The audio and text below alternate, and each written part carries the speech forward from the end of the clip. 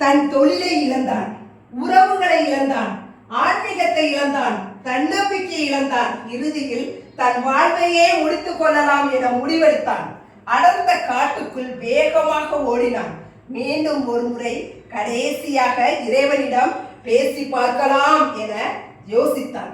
இறைவனிடம் கேட்டான், இறைவா, நான் இன்னும் உயிருடன் இருக்க ஒரே ஒரு காரணத்தை மட்டும் உன்னால் கூற முடியுமா? வெறும் ஒரே ஒரு காரணம் மட்டும் சொல், நான் உயிருடன் இருக்கிறேன் என்றான். இறைவன் பதிலளித்தான், இந்த காட்டில் தனிமையில் உள்ள உன் அருகில் என்ன இருக்கிறது?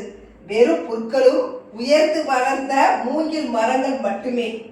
அதற்கு அந்த மனிதன் கேட்டான், அதனால் எனக்கு என்ன பயன் என்றான். நான் சொல்வதை நன்றாக கேட்டுக்கொள். நான் இந்த உலகை படைத்து வறண்டு கிடந்த பூமியில் ஒரே நேரத்தில் தான் இந்த புல் விதைகளையும் மூங்கில் விதைகளையும் விதைத்தேன். முதல் வருடத்தில் புல் விதைகள் முளைத்து பூமியெல்லாம் பரவி வறண்டு கிடந்த இந்த பூமியை பச்சை பசேல் என மாற்றிவிட்டன. ஆனால் மூங்கில் விதைகளோ முளைக்கவே இல்லை. அவை முளைப்பதற்கான எந்த ஒரு அறிகுறியும் இருக்கவில்லை. இரண்டாவது வருடமும் பார்த்தேன். புற்கள் இன்னும் வளர்ந்து பெருகின்றன, ஆனால் மூங்கில் விதைகளோ அப்படியே இருந்தன. மூன்றாவது வருடமும் பார்த்தபோது நிலைமை இதேதான். நான்காவது வருடமும் இதே நிலைமைதான்.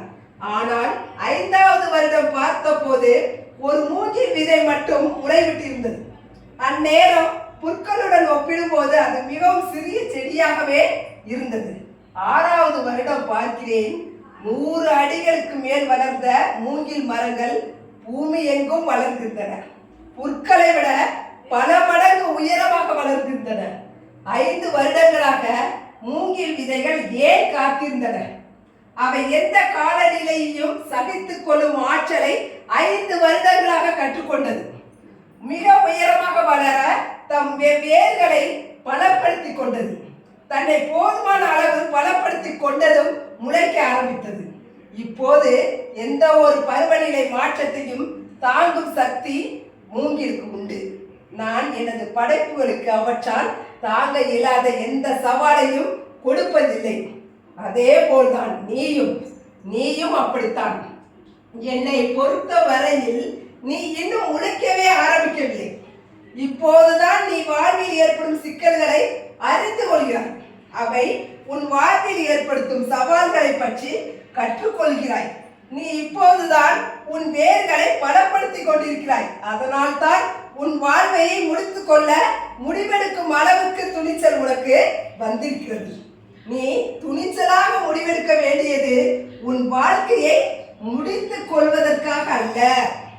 என்ன பிரச்சனை வந்தாலும், அந்த சவால்களுக்கு முகம் கொடுக்க நேரிட்டாலும் உன் வாழ்வை விட்டு கொடுக்காமல் வாழ்ந்து காட்டுவேன் என்ற ஒரு துணிச்சலான முடிவெடுக்க வேண்டும். மூங்கில் மரங்களுக்கோ புற்களை போல ஒரே வருடத்தில் முளைத்து பெருக முடியவில்லை.